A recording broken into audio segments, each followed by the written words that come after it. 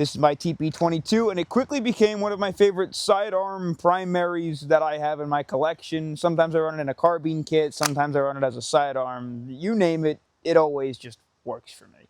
This is just a red dot that I purchased off Amazon, but we're going to throw something a little bit more high-tech on because I think the new red dot we're checking out has a similar profile. This red dot in particular is from the company BINOCK, and when they reached out to me and asked if I wanted to check out this red dot, I said sure. When it arrived in the mail, I wasn't sure if I had gotten a really high-quality watch delivered because the packaging is phenomenal. It is super enjoyable to unbox, and it looks great. Here is the red dot. It's small, low profile, and this was included in the box, separate. I don't know if it comes with it or if they just sent this separately, but this is obviously for your rail attachments. But I think it should fit the profile of the TP22. Always, we're going to check inside the box, see if there's anything else that we're missing. Usually there's some hardware and whatnot. So we got another foam insert. The AIMATIC BINOCK user manual. And then inside of here, looks like we have, all of our hardware, so our screws and the wrenches that go with it. When the company reached out to me and asked if I wanted to take a look at this beauty, I said absolutely, and there's a reason specific for this. That's because it has not one, not two, but 3 different reticle options for this red dot sight, and I love a multi-reticle option dot sight. I guess that's how you'd say it. It also seems like the profile fits just fine on the TP22. Just a heads up though, these screws are not the right size. They're a little bit too thin and some of them a little bit too long. So I'm just testing out the screws that I already had lying around, and it seems like they're going to hold in just fine. Now, a couple things to keep in mind with red dots is the design of the red dot and how durable they're going to be. A lot of the time with red dots, if they have this mound on the top, they tend to be a little bit less durable from my understanding, because when you do, inevitably, if you do drop them, it applies a lot of pressure to the glass, and that could cause it to break. Sometimes when they do have a concave on the top, they tend to be a little bit stronger and drop resistant, and I also don't know how BB resistant this will be, being that I believe they're actually designed to go on real steel and not just airsoft. You do have an elevation adjustment up at the top, and just to keep in mind, that does click. And then on the right side, you also have your windage adjustment, which also clicks. On the left side of your 2 arrows, you can use them to adjust the brightness, or hold the brightness button to turn it on and hold the dim button to turn it off. And switching between reticles, it's a simple press and hold of the up button until it swaps back and forth between each different reticle, or one of the 3. Before we get to fire testing, I do just want to say I'm colorblind, so I don't know what it looks like to you, but the color on that front glass panel is just stunning. I don't know why this is the case either, but with every single dot sight I've ever shown you, I've been able to take a picture or at least show you what the reticle looks like. On this one, no matter what I do, I can't show you on camera, no matter what settings I do, or even if I just try and take a picture.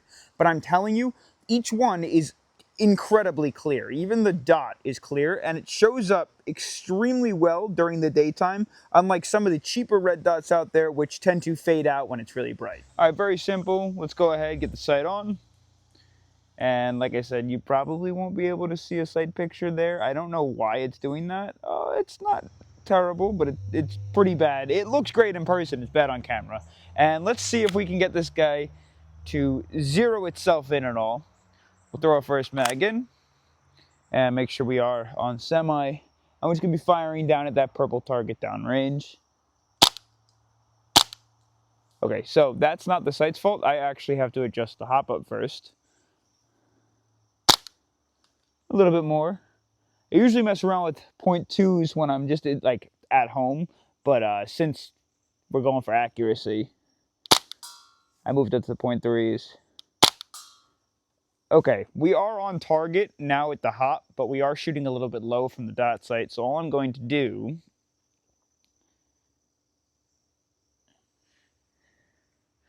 is bring the round down a little bit. Maybe like 3 clicks. We'll see if that's any better. And then we got to bring the round into the left a little bit. So we'll bring it the opposite way. Same thing, 3 clicks. That seems to be on target, no problem at all. Now, why don't we take this into a smaller target, like head-sized target out in the woods, and we'll see if we can really zero it in. So out here in the woods, we've got 3 steelies. We got 1 close, 1 a little bit further away, and then 1 that's really far, and they're all about head size. We're gonna say like 5 inches by maybe 3 inches wide. So again, it's like headshots only, and we'll see if we can make target with all 3 in 2 shots. 1, 2, 2. I missed that one. Missed that one. Hit. That's not too bad. Our next 3 targets are out in the field. We got 1 there. We've got 1 there, and then 1 that's behind that stump. It's kind of a hike down. I don't know if you can see that one out on that tree there. And we're gonna see if we can do the same exact thing. Give it a little plink, plink, plink, plink, plink, plink, and if we can make contact to all targets. Here we go. Ready? 3, 2, 1.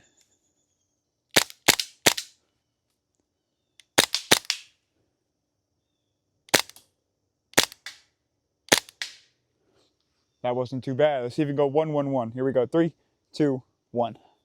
I don't even know how much ammo we have. Oh, we're out. Reload. Where is it? There it is.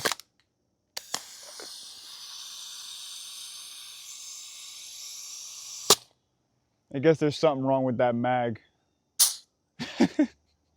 All right, so the red dot from BINOCK. It performed well.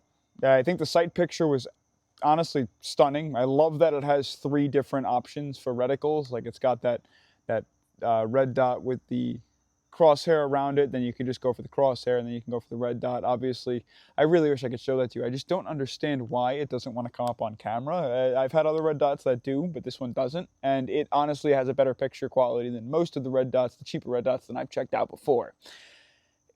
Also, it does take a battery. I forgot to mention that. I pre-installed it, and it came with it just to make sure that it worked before I took it out of the package for you guys. I do wish it was rechargeable. I've always been a fan of rechargeable. I'm sure there's reasons why they're not. It's probably better waterproofing. It's probably less likely to break the charging ports and more likely to withstand long-term wear. I get that. I get it. But overall, batteries are expensive, so sometimes rechargeable is cheaper. However, most of the time with red dots, they do have a lot of hours and a lot of lifetime, even on a single battery, especially one that you can turn off on its own, so that's not a problem. The overall construction of it is solid. It's this nice aluminum structure. The glass is imprinted into the red dot really, really nicely. It doesn't look like it was done cheaply at all. There's no glue just like dripping all over the place and whatnot. It looks great.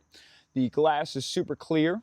I don't know how the glass is going to withstand a drop or how it's going to withstand being shot, so only time will tell with that. But for the lower price range optic and it having multiple reticles and being of a quality as this, it might be something that you're looking into or something that you want to pick up. I know you can grab them on Amazon, or they also have a website if you want, so go ahead, float around, check it out. Thanks, BINOCK, for sending this guy out, and I will see you guys in the next adventure. Peace.